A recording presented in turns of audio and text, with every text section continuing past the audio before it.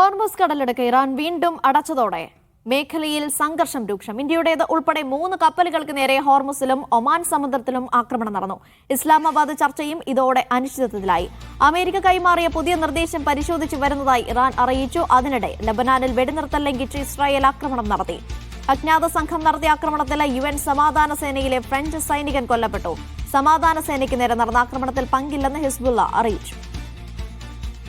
MC നാസറുണ്ട് കൂടുതൽ വിവരങ്ങൾ നൽകാൻ. നാസർ, ഹോർമുസിലെ സാഹചര്യം എത്ര കണ്ട സങ്കീർണമാണ്? ഒപ്പം ഇനിയൊരു പ്രശ്നപരിഹാരത്തിനുള്ള സാധ്യത ഉണ്ടോ? അനീഷ, തീർച്ചയായിട്ടും പ്രശ്നപരിഹാരത്തിന് തിരക്കിട്ട നീക്കങ്ങൾ നടക്കുന്നതായി മധ്യസ്ഥ രാജ്യങ്ങളായിട്ടുള്ള പാകിസ്ഥാൻ, ഈജിപ്ത്, തുർക്കി എന്നിവ പ്രതികരിച്ചിട്ടുണ്ട്. സൗദി അറേബ്യയും ഈ ഒരു മധ്യസ്ഥ നീക്കത്തിന് സജീവമായി തന്നെ രംഗത്തുണ്ട്. എത്രയും എളുപ്പത്തിൽ രണ്ടു കൂട്ടർക്കുമിടയിൽ, അമേരിക്കയ്ക്കും ഇറാനും ഇടയിൽ ഒരു ധാരണ രൂപപ്പെടുത്താനും പറ്റുമെങ്കിൽ ഒരു കരാറിലേക്ക് പോകാൻ തന്നെയാണ് നീക്കങ്ങൾ നടക്കുന്നത്. പക്ഷേ അതേസമയം ഹോർമുസ് കടലിടുക്കിലും അതോടൊപ്പം തന്നെ അന്തർദേശീയ സമുദ്രാതിർത്തികളിലൊക്കെയും സംഘർഷം കൂടുതൽ വ്യാപിക്കുന്നതിന്റെ കൃത്യമായിട്ടുള്ള സൂചനകളാണ് ഇന്ന് ഉച്ചതിരിഞ്ഞ് പുറത്തു വന്നുകൊണ്ടിരിക്കുന്നത്. കാരണം ഹോർമുസ് കടലിടുക്കിൽ വലിയ തോതിലുള്ള നിയന്ത്രണം ഇറാൻ കൊണ്ടുവന്നിരിക്കുന്നു.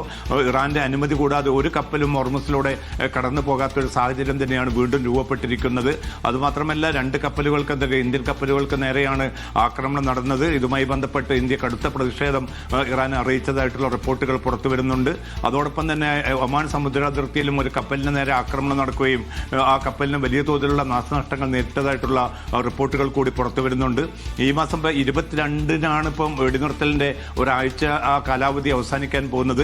അതിനു മുമ്പ് ഈ അമേരിക്കയ്ക്കും ഇറാനും ഇടയിൽ ഒരു കരാർ രൂപപ്പെട്ടിട്ടില്ലെങ്കിൽ സ്ഥിതിഗതികൾ കൂടുതൽ വഷളാകും. അപ്പോൾ അതിനു മുമ്പ് അത് വരുത്താൻ സാധിക്കുമോ എന്ന തിരക്കിട്ട നീക്കത്തിലാണ് ഇപ്പോൾ മധ്യസ്ഥ രാജ്യങ്ങളുള്ളത്. അമേരിക്കയും ഏതാണ്ട് സമാനമായിട്ടുള്ള പ്രതികരണം നടത്തുന്നുണ്ട്. ഒരു കരാറിലേക്ക് തന്നെയാണ് കാര്യങ്ങൾ നീങ്ങുന്നത് എന്നാണ് ഇപ്പം അമേരിക്കൻ പ്രസിഡന്റ് വ്യക്തമാക്കിയിരിക്കുന്നത്.